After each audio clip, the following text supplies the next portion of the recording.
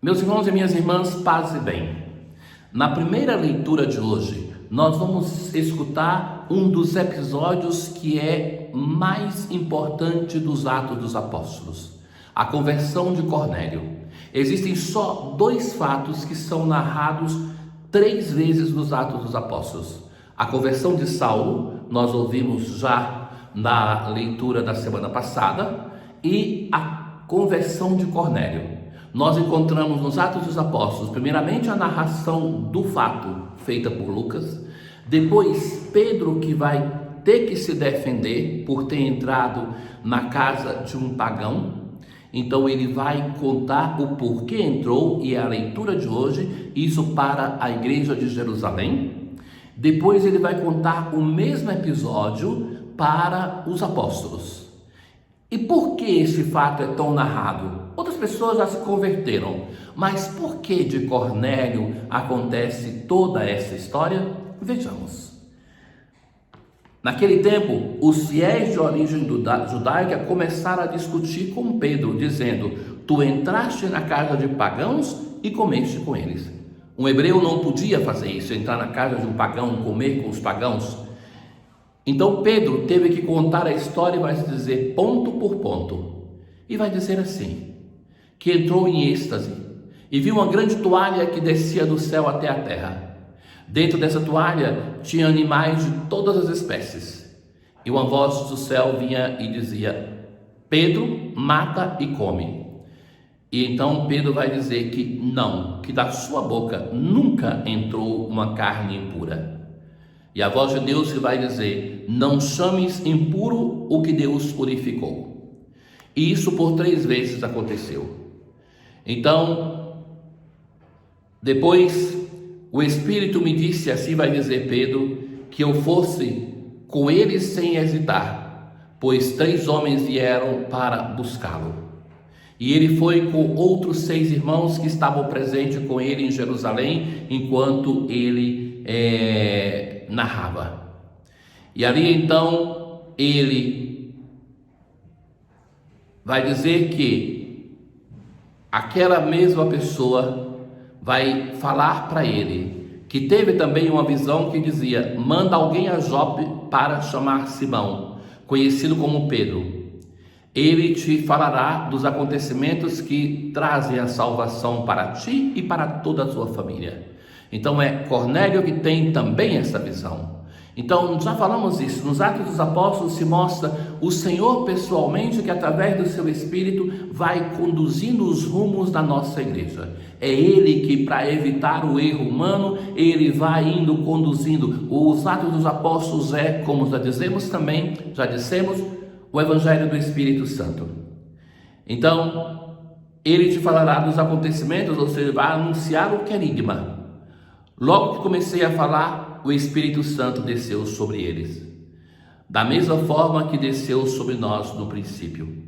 Então eu me lembrei do que o Senhor havia dito: João batizou com água, mas vós sereis batizados no Espírito. Deus concedeu a eles, vai dizer Pedro, o mesmo dom que deu a nós, que acreditamos no Senhor Jesus. Quem seria eu para me opor à ação de Deus?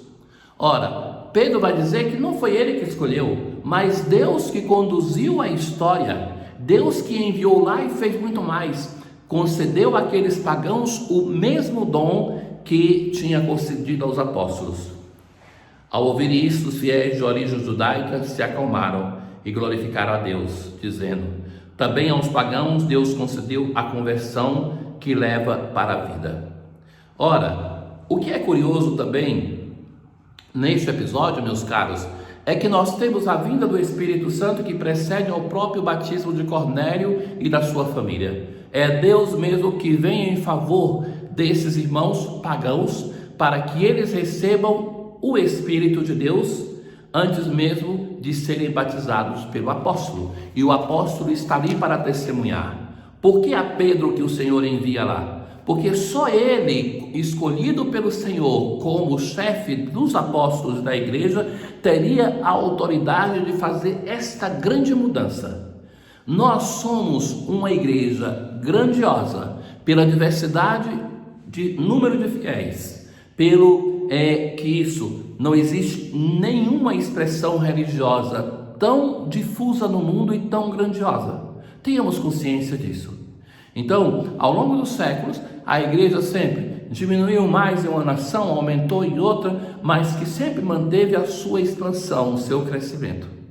Nós temos a graça de termos um grande e qualificado exército de pessoas que anunciam em nome do Senhor Jesus o Evangelho na igreja e no mundo.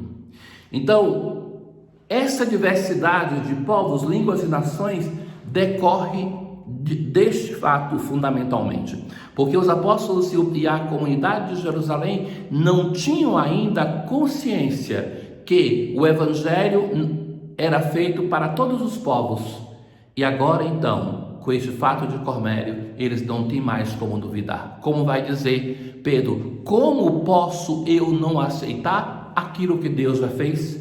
E a comunidade que no início estava reprovando Pedro por ele ter entrado na casa de pagãos e ter comido, agora vai louvar o Senhor, porque eles viram que o Evangelho chegou também entre os pagãos. Nós, na leitura de hoje, escutamos a outra parte do discurso do bom pastor que nós não escutamos no domingo do bom pastor. Então, Jesus, no início daquele discurso, vai dizer assim: quem entra pela porta é o pastor das ovelhas. O que é essa porta que Jesus insiste tanto? Quando o pastor ou o mercenário colocava as ovelhas dentro do redil, então ele, para poder descansar e proteger as ovelhas, ele se deitava no portão e ele se tornava a porta que protegia as ovelhas, porque quando aproximava-se alguma fera, se assustava com a presença do ser humano, ou então ele tinha a possibilidade de agir mais rapidamente, seja para evitar que as feras entrassem ou que as ovelhas saíssem. Então ele, com o seu próprio corpo, com a sua própria vida, ele protegia as suas ovelhas.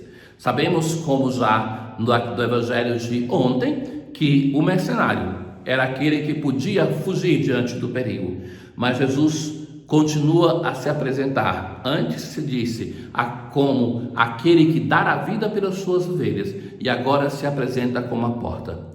As ovelhas o seguem porque conhecem a sua voz. O tema do conhecer a voz já nós tínhamos ouvido. Mas o que é a voz do Senhor? A voz do Senhor é a sua palavra. O modo como nós podemos conhecer a voz de Jesus não é pelo timbre da sua voz hoje, mas é pelo teor da palavra de Deus. Por isso essa palavra de Deus deve ser conhecida por nós. Se alguma pessoa nos diz algo que defende como palavra de Deus e não é aquela palavra de Deus, ou é contra a palavra de Deus que nós temos a possibilidade de conhecer nas Sagradas Escrituras, no magistério, na tradição da igreja, podemos já temos possibilidade de dizer: não, isso não é palavra de Deus. Jesus vai dizer ainda: eu sou a porta das ovelhas. Então quer dizer que Jesus é aquela pessoa que serve como mediador entre nós e o Pai. Só através dessa porta nós entramos em comunhão com Deus.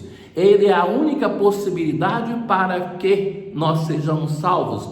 Não existe outro nome pelo qual nós possamos ser salvos. Quem entrar por mim será salvo. Eu vim para que tenham vida e a tenham em abundância. Jesus é o vivente, como vai dizer o Apocalipse. É dele que nos vem a vida. Ele é o caminho, verdade e vida. E é esta vida que ele quer comunicar a todos nós. Comunique essa vida através da nossa participação na igreja. Comunique essa vida através da escuta da sua palavra. Comunique essa vida através da nossa união sacramental. Busquemos esta comunhão de vida e de amor com o nosso Senhor Jesus. Tenham todos um bom dia. O Senhor esteja convosco. Ele está no meio de nós. Abençoe-vos o Deus Todo-Poderoso, o Pai, o Filho e o Espírito Santo. Paz.